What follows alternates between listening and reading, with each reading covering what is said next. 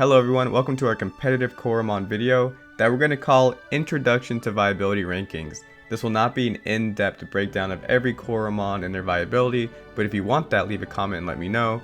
This will be spotlighting about 6 Coromon that have been submitted by myself and Discord members. If you want to be a part of the Coromon conversation for these videos, join the Discord down below.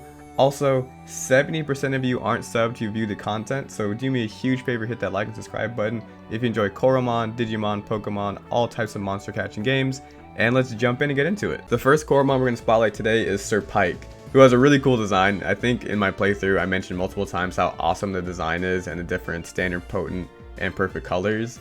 I wasn't sure how good it would be competitively though, because it was kind of a Route 1 normal type, but after playing Kindle Fire 6v6, and this thing sitting on my team for half the battle, I was super impressed. This is submitted by Kindle Fire. I did change the spread a little bit. They had recommended 42 HP, 42 defense, and 42 special defense. I've changed that to max HP and max special defense with a little bit of speed, because that hopefully will allow you to set up on special attackers a lot more easily.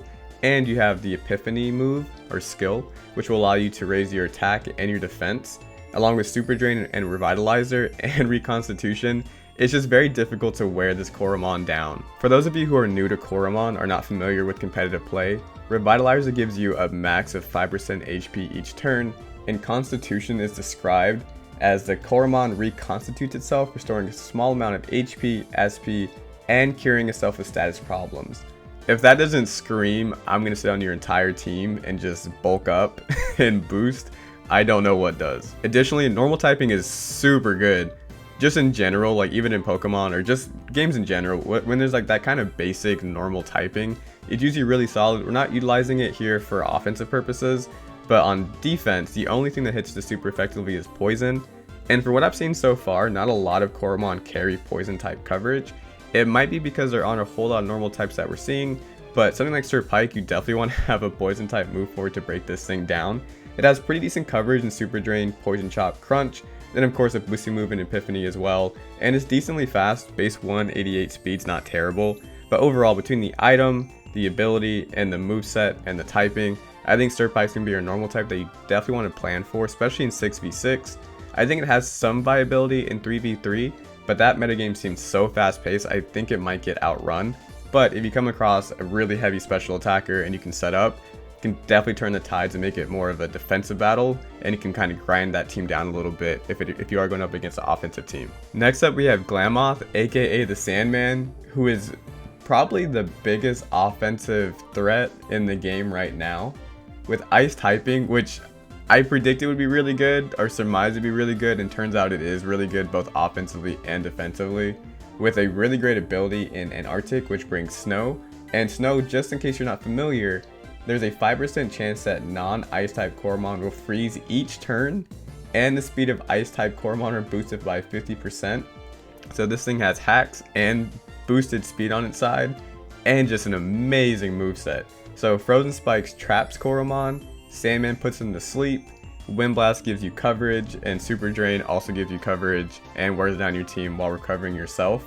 Just a great Coromon. Speed's not the best, but it has again a really great ability that helps it get faster. Special attack is awesome at base 253, which is really good. I'm recommending you running it with the Kato fruit. This is basically Focus Sash. If you're at full HP, you can live one hit. The idea is that if you outspeed, you can either Sandman on the first turn or trap something that can't really threaten you, forcing them to switch. Either way, with Frozen Spike, Sandman, Wind Blast, and Super Drain, there's not much to discuss. It's a really great Coromon. And because it's so great, I either have an answer for it or bring one yourself. But this thing is really good. Huge fan of its perfect form as well. And definitely try it out if you haven't already. Let's talk about Toro Vault.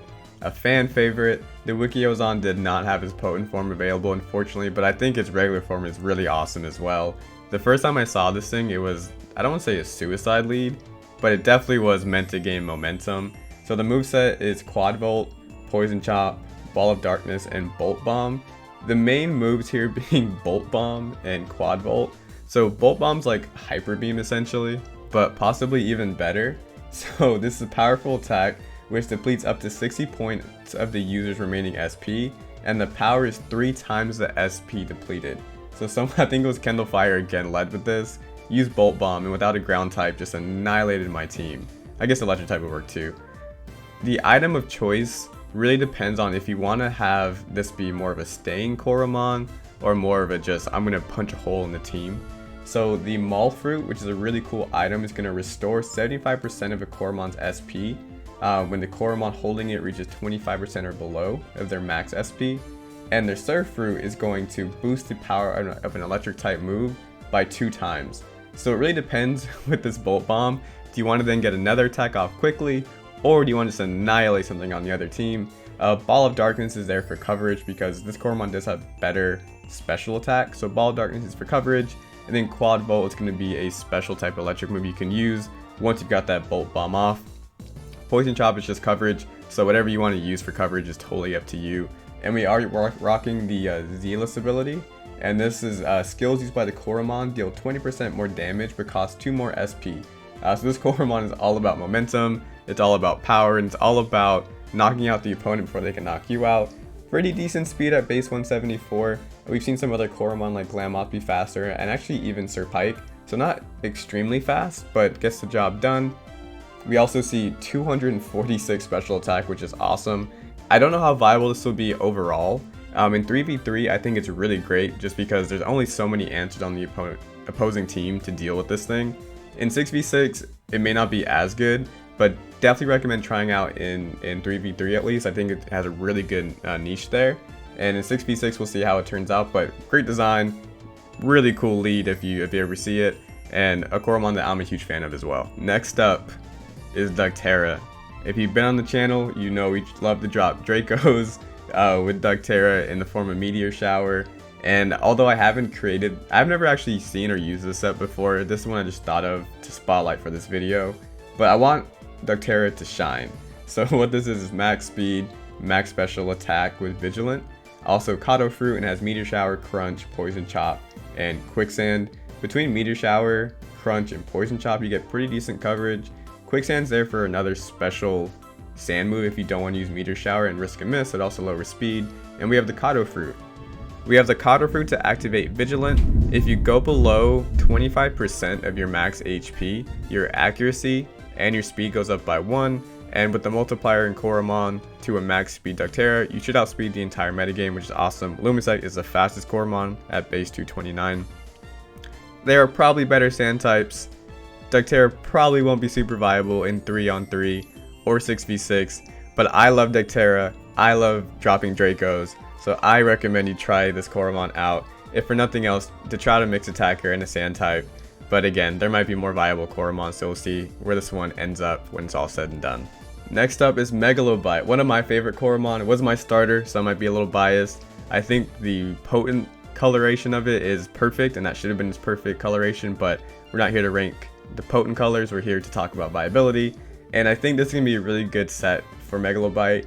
You could probably run this with max HP, maybe even max attack depending on what attack you have. You could probably run this as a defensive set with max HP, max defense. I decided to run special defensive. I've seen this used as like, not necessarily a check, I guess kind of a check or counter to like Glamoff or other ice types, and that you have the Unit Fruit, so you can take 1 super effective hit from basically anything, even if it's physical, you can take it.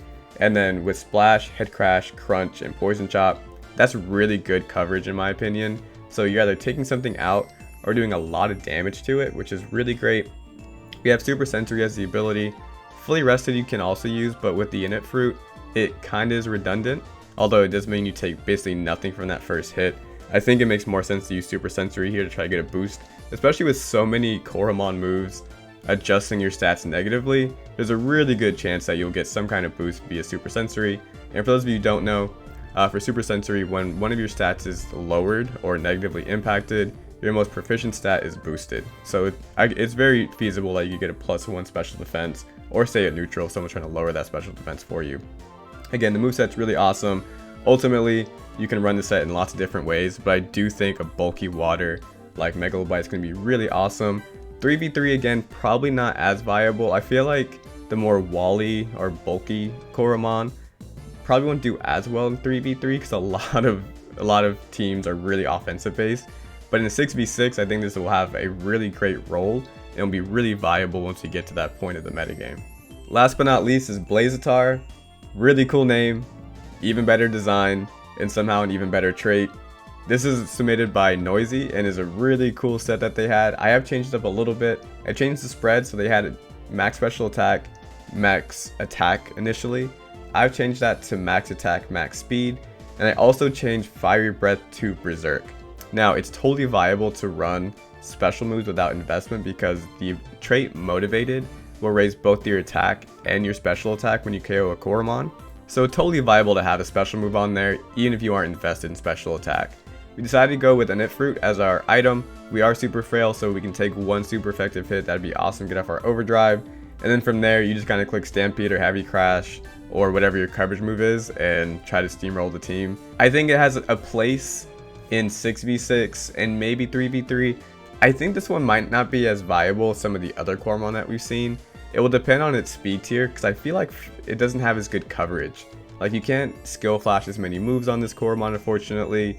I don't know how spammable fire is going to be along with Heavy Crash. I feel like there's some redundancy there a little bit. But overall, really cool Coromon. Recommend giving it a try if nothing else. Really great speed tier. Super great ability to steamroll teams. It maybe has just enough coverage to get the job done with the Knit Fruit. So definitely recommend checking that Coromon out. So those are our 6 Coromon we wanted to spotlight. Again, this is not a super in-depth video on Coromon viability, but if you do want that, please leave a comment. A lot of these Coromon can run different sets. Like, for example, Glamoff has a few different sets they can run. I know Sir Pike does as well. I know Megalobite does. So if you do want me to spotlight a Coromon and go over maybe 3 to 6 sets for a Coromon, let me know in the comments. Also, make sure to join the Discord to contribute to the conversation. A lot of these sets were submitted by Discord members, and we get some battles going on Mondays and Wednesdays live on stream. So if you want to be a part of that, definitely join the Discord. Thank you all for watching. Again, make sure to like and subscribe, and we'll see you next time. All right, bye.